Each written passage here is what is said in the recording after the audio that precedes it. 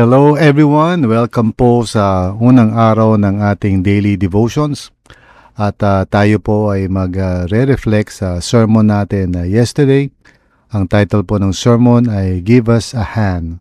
At ito ay galing sa 1 Peter 4 verses 7 to 11.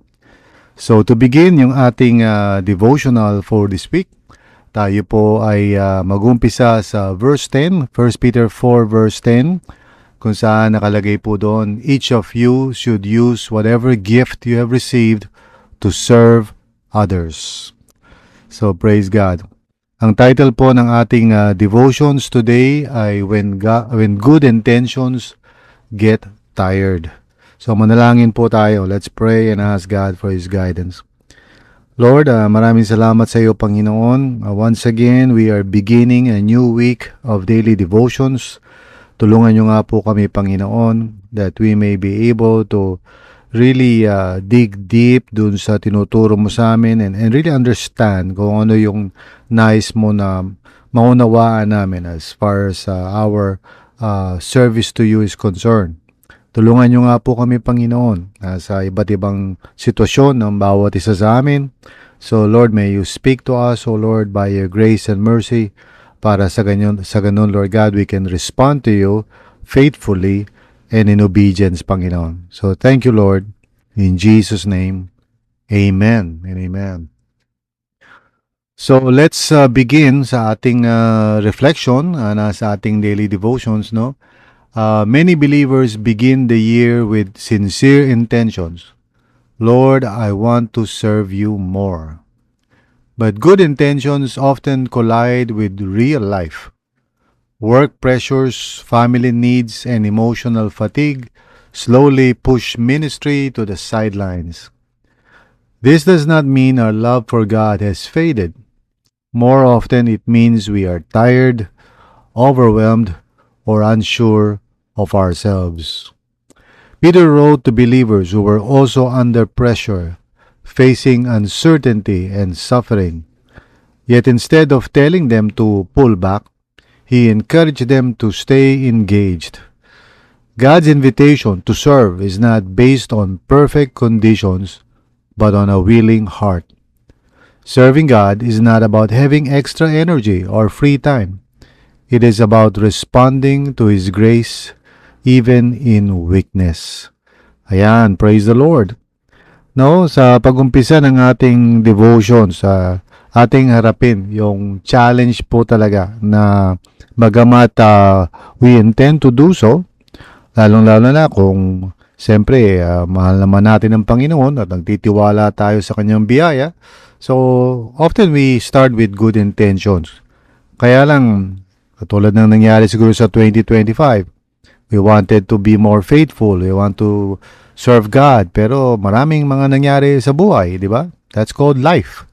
So many different things and challenges. Personal, family, trabaho, whatever. Kung ano-anong mga bagay na dumarating sa buhay natin that tends to distract us. And then eventually, nawawala na tayo sa focus. Kaya ngayong January, I'm really exhorting everybody and challenging everybody to recenter our hands. We started with the idea of recentering our minds or our heads. If you remember, first Sunday of January, pinag-usapan natin yung mind drift, no? Na tayo ay dapat maging maingat sa ating mind, yung operation ng ating pag-iisip. And then we follow that up with recentering our hearts. At ngayon, pinag-uusapan natin yung recentering our hands. Kaya nga ang title ng ating sermon yesterday is Give Us a Hand. Ngayon, dapat natin intindihin ito, no? Na talaga namang siguro, ewan ko kung mangyayari yan, no? Talagang magiging parang everything is excellent. Talagang wala nang iba pang istorbo and we can just serve God, no? The way we want to. Kaya lang hindi naman reality 'yun, no? Kasi kahit na sabihin natin, for example, there might be an occasion na talagang malaya ka na, libre ka. Siguro just a matter of time lang 'yan. Magkakaroon na naman ng mga busyness, no? Magkakaroon na naman ng overload sa schedule natin. Really, the point that we need to understand about serving God is that it is not about having the perfect scenario or perfect situation. It is about obedience. It is responding to His invitation even though we have challenges in life. Yun nga yung point ni Peter sa kanyang exhortation sa 1 Peter 4:7-11. Alam niya yung mga taong kausap niya are going through difficult times. They are being persecuted, they are suffering. Pero imbis na sabihin niya na, sige, magpahinga na kayo, wag niyo na muna isipin yung paglilingkod sa Panginoon. Which, in our, siguro, thinking, baka yun ang logical na sasabihin, no? Kasi, di ba, maawa ka naman, daming concerns, daming problema. But Peter knew, no? Just like the other apostles who have written about this matter, no? Na ito ay hindi optional sa atin. And hindi kinakailangan magkaroon ng perfect na situation sa buhay natin before we can serve. We can start serving out of obedience to the Lord, trusting Him na He will help us dun sa mga challenges natin. Now, of course, to be honest, siyempre, kailangan natin i-consider yung situation in life natin, di ba? So, may mga limitations talaga. Maybe we cannot do what we want to do kung ang situation in life natin prevents us from doing that. Kung halimbawa, maliliit pa yung mga anak natin. So, what I mean is that siyempre, we would have to consider those things and yes, siguro, konting adjustment, pero hindi pa rin yung parang zero, no? In other words, what I'm saying is that yung ating situation in life may give limitations or may put us in a bind, so to speak, kasi hindi natin magawa lahat. Pero it doesn't mean na wala tayong magagawa. If we can be creative and, if we understand na tinatawag tayo ni Lord to serve Him, regardless of our situation, then we will pray and ask for wisdom. Lord, ano ba ang pwede kong magawa in view of my situation in life? So, ang ibig sabihin nito, yung magkaroon tayo ng mga good intentions maybe at the start of the year, kailangan i-resolve natin na magkaroon tayo ng malinaw na pagpaplano.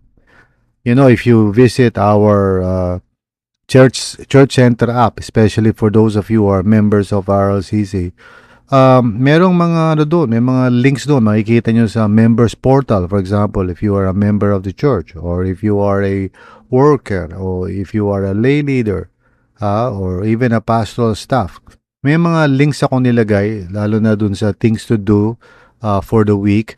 If you just go there sa church center app natin, and you would see there, nakalagay doon, so tingnan mo yung plano o magplano ka for your ministry, for your personal life. And siyempre, you have to be realistic. Okay? Kaya nga, dalawang bagay yan eh. Either, for example, kung di mo mababago yung situation in life mo, let's say given na yun, then you work around that. You try to be creative. But if you have the opportunity and the privilege to alter yung situation in life mo, then so much the better, di ba? If you can just maybe get another kind of job, kunyari, na magiging mas free ka, or maybe get into business, or I don't know, no? So, kasi ang importante dito, naiintindihan mo na as a Christian, as a follower of the Lord, now I'm speaking to Christians right now, as a follower of the Lord, you know that you are called by God to serve. So, ang question lang is, okay, Lord, ano ang aking magagawa? Siyempre, you have to consider yung situation in life mo, right? Realistic lang yun. And so, I'm saying, go ahead, okay? Wag lang tayo magkaroon ng good intentions, plano talaga natin ano ba ang gusto mong ma-accomplish in 3 months or 6 months or whatever. Wag nating hayaan lumipas yung panahon na hindi natin pinag-iisipan at pinaplanuhan kung paano tayo magsuserve ka, Lord. Again, iba-iba ang situation natin. For some of us, mas maluwag tayo. For some of us, siguro, mas greater freedom tayo kasi siguro, depende, no? Kung ang mga anak mo malalaki na, so maybe you will have a greater freedom, di ba? So, bottom line, siyempre, mag-serve tayo ka, Lord. It's not about having the perfect situation bago tayo mag-serve. It's serving now, serving by the grace of God, responding in faith sa biyaya ng Panginoon, even in our limitations, even in our weakness. Lahat po tayo ay tinatawag ng Panginoon. Hindi lang iilan sa atin. Okay? So here's the suggested prayer. Lord, you know how tired and stretched I feel. Help me not to withdraw from you or from serving others. Renew my strength and remind me that you work through ordinary, weary people like me. Amen. So could you pray that prayer? No, I hope na you would, di ba? And right now, let's just pray. Ask God to give us wisdom kung paano tayo makakapag-serve sa Kanya in view of our situation in life. So, sa biyaya ng Panginoon, walang imposible. Okay? So, just like yung time ni Peter, mga tao were going through a lot of things. Pero sabi ni Peter, let's just serve the Lord. Okay? Whatever capacity meron tayo. And that's what we're going to do. Amen? Ang action step natin, name one small way you can serve this week. Something simple, realistic, and life-giving. Praise God. All right? Think about that. Pray about that. At manalangin tayo ngayon as we begin our daily devotions for the week. Nalangin ko po na hindi lang tayo nakapakinig ng mensahe kahapon, but each and every day as we reflect more and more, ma-deepen yung conviction natin that we want to serve God. So, tayo po yung manalangin. Lord, I pray na tulungan niyo nga po kami, Panginoon, by the grace of God, na kami po ay makapaglingkod sa iyo.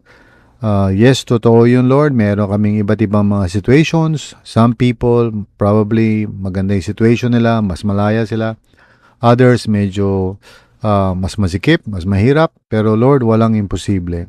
You can give us wisdom.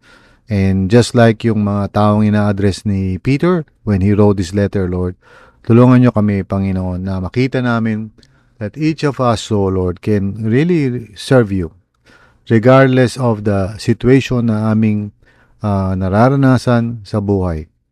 Thank you, Lord. Salamat po. In Jesus' name, Amen and Amen.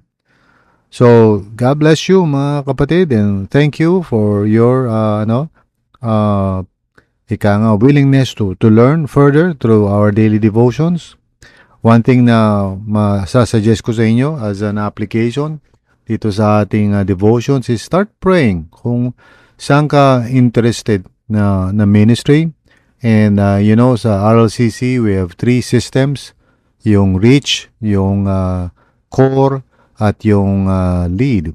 No? Yung reach, of course, is for outreach. Yung core naman is for discipling people inside the church, iba't ibang mga aspekto of caring, building up people, and mobilizing them. So, if that's your interest, that would be something to pray about. And yung lead naman is, of course, kung interested ka to become a leader, then praise God. That's a good thing. So, pag-pray mo yan this week and just begin with that.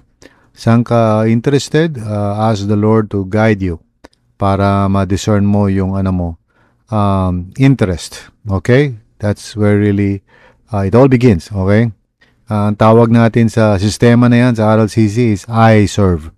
Okay? I serve. So, we'll be talking about each of those letters dun sa acrostic na yun. So, letter I is interests. You start with that. No? Saan ka interesado? Amen? So, God bless you at tayo po ay patuloy na mag-focus sa Panginoon sa araw-araw.